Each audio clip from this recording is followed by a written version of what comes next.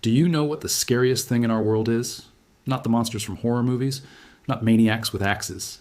The scariest thing is when evil wears a suit, smiles from billboards, and is sold in every store around the corner.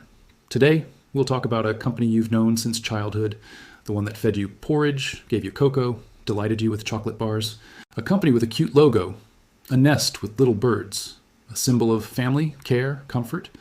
And now imagine, this same company is responsible for the death of 1.5 million infants. This company believes that water is not your right, but their product. This company still cannot guarantee that your chocolate is not made by the hands of a 10-year-old child slave. Welcome to the world of Nestlé. And believe me, this is not conspiracy theory. These are documented facts, lawsuits, and admissions from the company itself. Nestlé is a giant, 2,000 plus brands, presence in 187 countries, an annual turnover of $93 billion. That's more than the economy of Serbia or Tunisia. Kit Kat, Nescafé, Maggi, Purina, Perrier, San Pellegrino. Open your fridge, I guarantee there's something from them there. And over 150 years of existence, this corporation has collected a gallery of scandals that make your blood run cold. And these aren't old stories from dusty archives. No, this is happening right now, in 2025, while I'm speaking to you. 3 stories, 3 crimes, and piles of corpses hidden behind beautiful packaging. Let's go. The 1970s. The markets of developed countries are saturated, competition is fierce, sales growth is slowing. What does Nestlé do? It looks at the world map and sees huge untapped markets. Africa, Asia, Latin America, billions of potential consumers. The company has a product, infant formula. It would seem like a good thing, helping mothers who struggle to breastfeed, giving an alternative. Progress, science, care for children's health. But the devil, as always, is in the details. Imagine the scene. An African village, poverty, no infrastructure. A woman appears in a snow-white coat with a red cross, looking like a nurse from a hospital. She speaks the local dialect, smiles, inspires trust. She approaches a young mother and begins her speech. Your milk is not nutritious enough for the baby. See how skinny he is?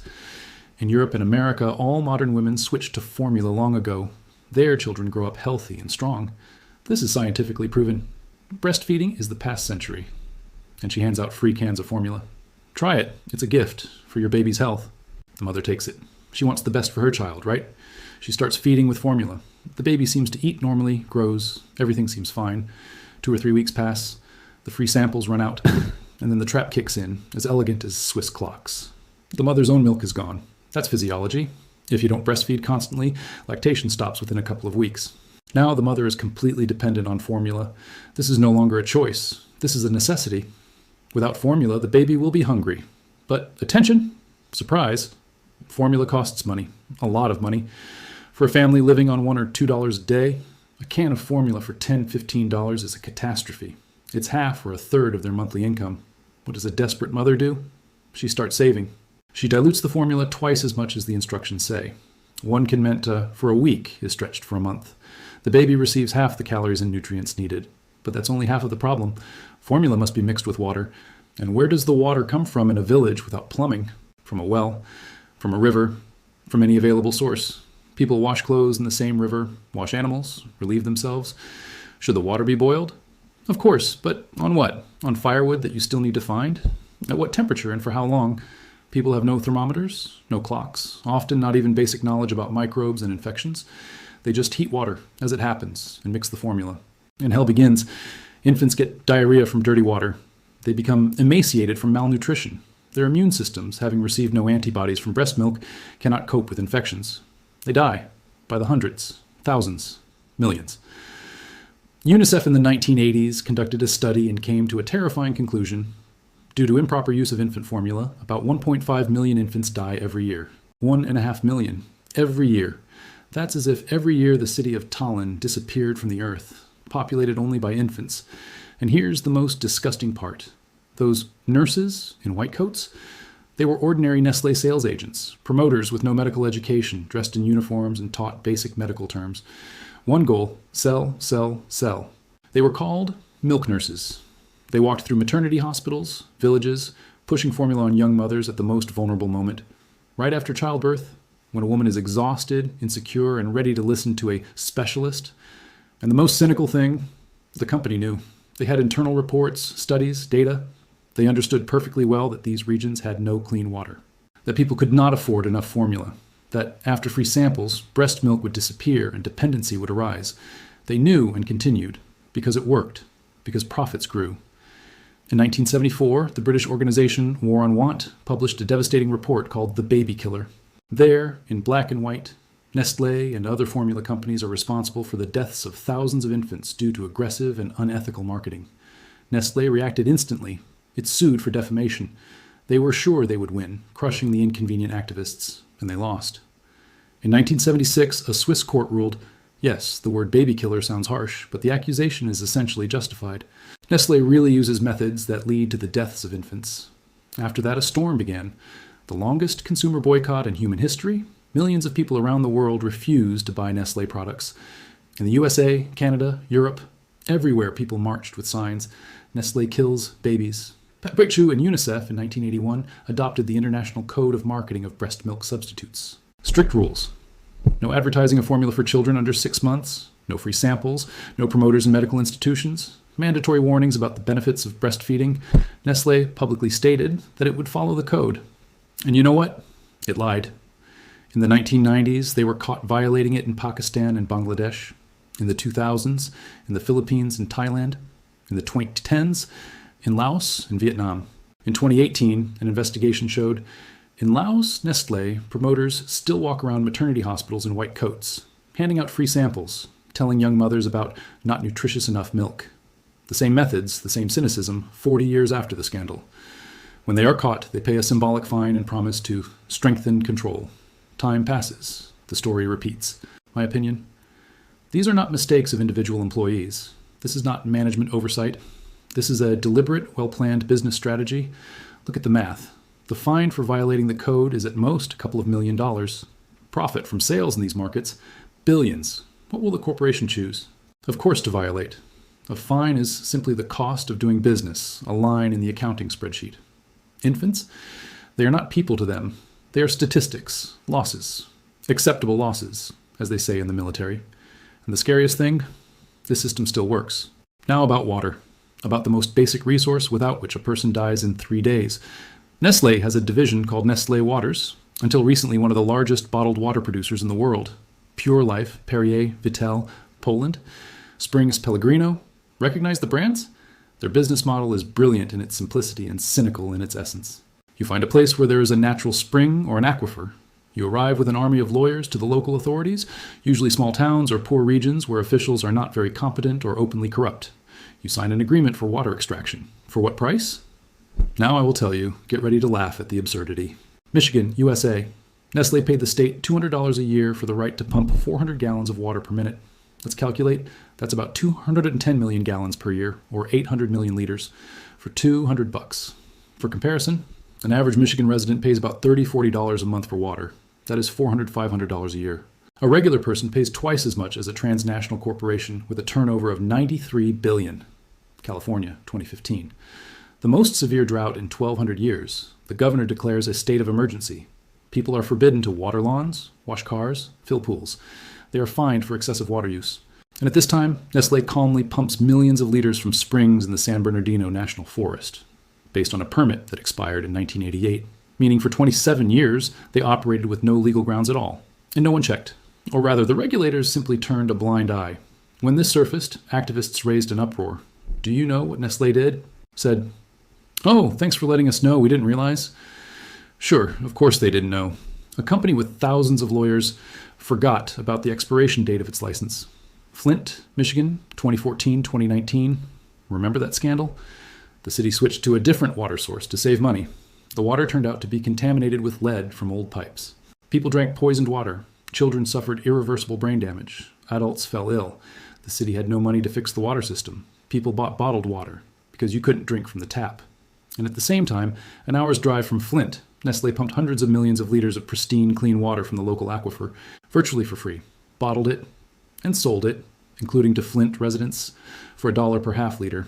Feel the irony? People cannot drink their own water because the city is bankrupt, and the corporation pumps their water for free and sells it back to them with a 2,000% markup. Pakistan. In the Punjab province, Nestlé built a Pure Life bottling plant. It began pumping from underground sources. A few years later, local farmers discovered that the groundwater level had dropped by several meters. Wells dried up, Crops died, and Nestlé continues pumping and sells this water to Pakistanis, many of whom live without access to clean drinking water. Brazil, São Paulo State, the 2014-2015 drought. Reservoirs at minimum levels, water use restrictions introduced. People have their water turned off for several hours a day. Nestlé continues pumping from the São Lourenço source. Locals protest. They are told, the company has a permit, everything is legal. And now we come to the most disgusting part. 2005, the documentary We Feed the World. They interview Peter Brabeck-Letmathe, CEO of Nestlé at the time, and he delivers a phrase that became legendary. Access to water should not be a human right. Quoting verbatim, water is a food product like any other, and it should have a market value. One viewpoint, extremist, says that water should be declared a human right. Think about it. The head of one of the largest corporations in the world calls the idea that water is a basic human right. Extremism. His logic, water is a commodity. It belongs to whoever can extract and sell it. Want a drink? Pay? No money? Well, sorry, buddy, that's the market. When the video went viral, Nestlé switched to damage control mode. Brabeck released a clarification. Supposedly he was misunderstood. He meant only excess water, and basic access should of course be guaranteed. But the video is on the internet. Everything is heard perfectly. And the company's entire policy confirms the original version. Water is a commodity, not a right. In 2013, Brabeck repeated in an interview. NGOs trivialize the issue by saying that water is a human right. This creates confusion. Meaning for him, the problem is not that billions of people lack access to clean water. The problem is that activists create confusion by calling water a right. My opinion? This is the ideology of a psychopath. A person for whom profit matters more than lives. Someone who genuinely does not understand what is wrong with corporations controlling access to water. And this is not one madman. This is the entire value system of modern corporate capitalism. Everything must be privatized, everything must be sold, everything must generate profit. Air has not been privatized yet, only because it is technically difficult. And now about the sweet stuff, about your favorite chocolate, Kit Kat. Have a break, have a Kit Kat. Crunch, the one with the Rice Crisps.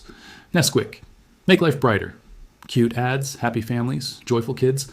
And now a different picture, Côte d'Ivoire, West Africa. About 70% of all cocoa in the world is grown there. It's a country where cocoa is the main export. And there, on the plantations, children work, not helping their parents after school, not working during holidays. They work full-time. Many of them are slaves in the literal sense. Here's how it works. Traffickers come to poor villages in neighboring countries, Mali, Burkina Faso, Togo. They find families living in poverty. They say, we'll give your son a job. He'll earn money, help the family, maybe even be able to study. Parents agree. What else can they do? The child is taken away. The promised payment for the hire is rarely given, usually just a symbolic amount. The child is brought to a cocoa plantation. Documents are taken, if they had any at all. And from that moment on, he is the property of the plantation. The day starts at 6 a.m. They work until dark, 12-14 hours. They cut cocoa pods with machetes, huge blades that even an adult can barely handle. One wrong swing, and fingers are gone. Injury statistics are enormous. They carry bags of cocoa beans weighing 20 to 30 kilograms, while the child himself weighs 30 to 35. They handle pesticides on the plantations without protective clothing. Chemicals burn the skin, get into the lungs, cause poisoning. Wages? What wages? What are you talking about? They are fed rice and water, sometimes a bit of fish. They sleep in sheds, 20, 30 people in a room, on wooden boards. If you try to escape, they catch you and punish you. Beatings are normal. There are documented cases of torture and murder. This is not the Middle Ages. This is not the 19th century. This is the year 2025. Right now, while you're listening to this video, somewhere in Côte d'Ivoire, a 10-year-old child is cutting cocoa beans for your next chocolate bar. How many such children? According to a 2020 University of Chicago study, more than 1.56 million children work in cocoa production in Côte d'Ivoire and Ghana. About 95% of them are engaged in hazardous labor. And here's the key question. Does Nestlé know about this? Oh, they don't just know. They have detailed reports, studies, maps of plantations. Oh, they are fully aware. In 2001, listen carefully, 24 years ago, the chocolate industry signed the Harkin-Engel Protocol. They solemnly promised to eliminate the worst forms of child labor in cocoa production. They set the deadline for 2005. We'll definitely manage in 4 years. 2005 came. Nothing changed. Oh, we underestimated the scale of the problem. Let's extend it to 2008. Same thing. We need more time. By 2010, we'll definitely do it. Every time, new promises, new deadlines, new comprehensive programs. It's now 2025. The number of children on plantations hasn't just not decreased, it has increased. In 2009, there were 1.2 million. In 2020, 1.56 million, an increase of 30%. Combat programs don't work, or more precisely, they're not supposed to work. In 2021, the U.S. Supreme Court reviewed the case Doe v. Nestlé USA. 8 former child slaves from Malio filed a lawsuit. Their stories are horrifying. One said he was taken from his family at 11, promised work and school. He worked on a plantation for 3 years without days off. He was beaten, starved, denied contact with his family. Scars from machetes remained for life. Another spent 5 years on a plantation from age 10 to 15, tried to escape twice. After the second attempt, he was beaten so badly he couldn't walk for a month.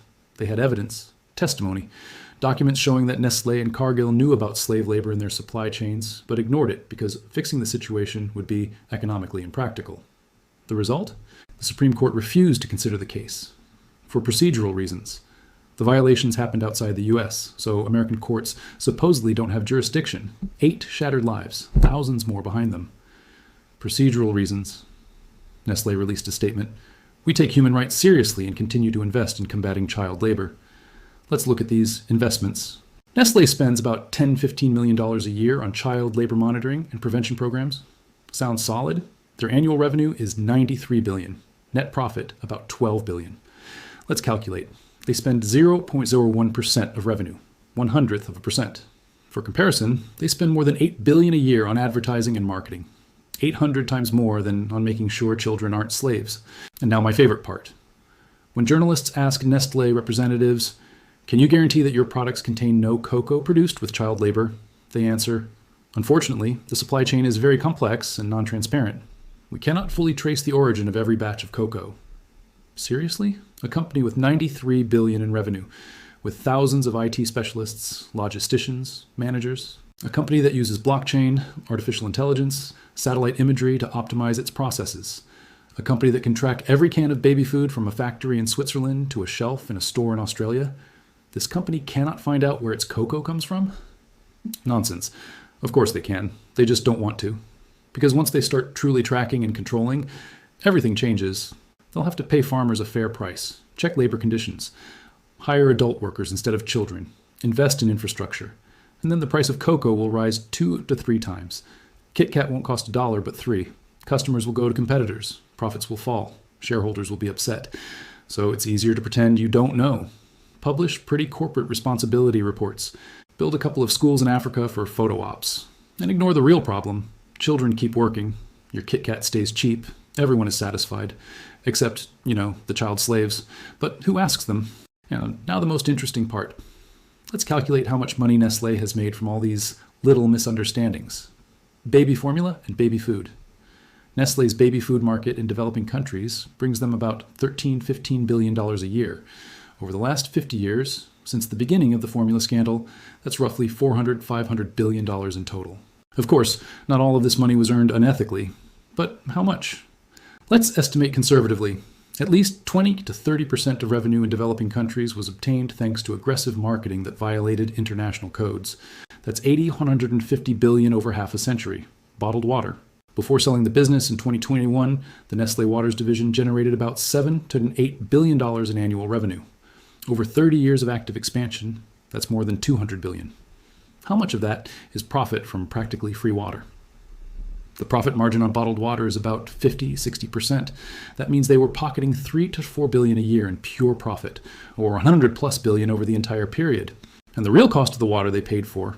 Pennies. Remember those $200 a year for 800 million liters? That's 0.0025 cents per liter. And they sold it for $1 per liter, a markup of 4 million%, chocolate and cocoa. Nestlé's confectionery division, about $9 billion a year. Over 25 years since the Harkin-Engel Protocol, that's $225 billion in revenue. How much do they save on child labor?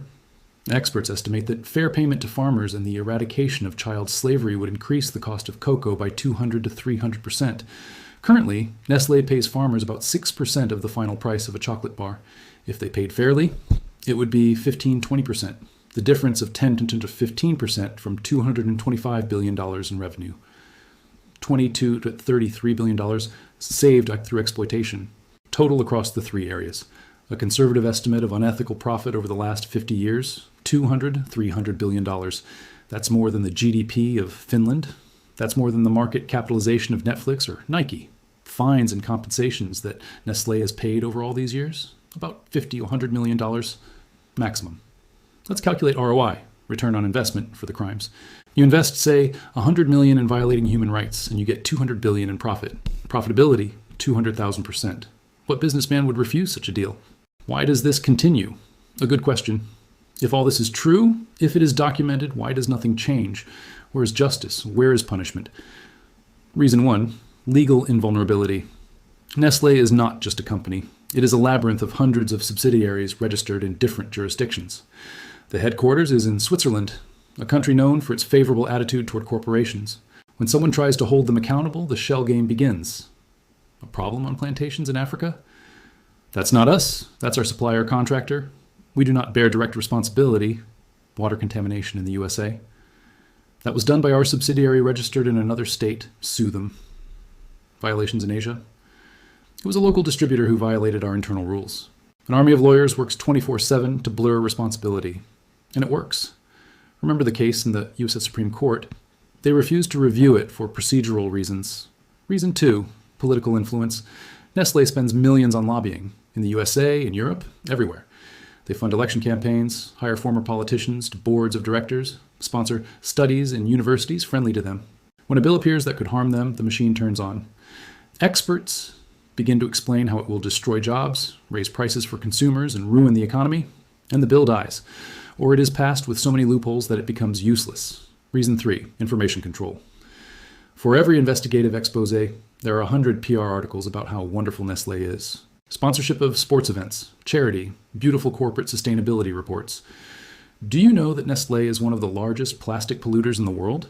That they promised to make all packaging recyclable by 2025 and failed that promise? Of course you don't, because they don't talk about this on TV between ads for Kit Kat and Nescafe. Reason 4, our own passivity. Let's be honest, many of those who watch this video will tomorrow go and buy a Nestlé chocolate bar, or coffee, or water. Why? Because it's convenient, because it's tasty, because it's cheap, because, well, what can I alone change? And this mass attitude of, what do I care?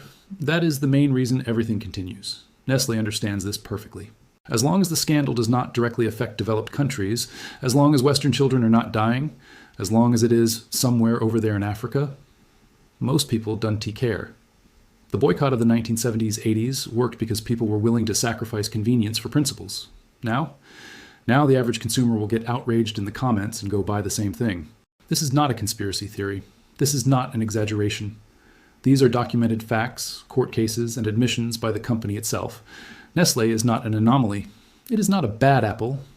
It is a symptom of a system where profit is more important than people, where corporations have more rights than citizens, where it is possible to kill 1.5 million infants and continue to operate calmly. All the facts in this material are taken from open sources: UN reports, journalistic investigations, court documents, and academic research.